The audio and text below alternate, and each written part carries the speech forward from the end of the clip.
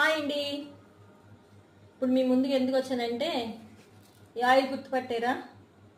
ఇప్పుడు యూట్యూబ్లో ఎక్కువ మంది దీని గురించి చెప్తుంటున్నారు కదండి. చాలామంది యాంకర్స్, యూట్యూబర్స్ అందరూ వెళ్ళి ఈ ఆయిల్ గురించి బాగా చెప్తూ వచ్చారు కదండి.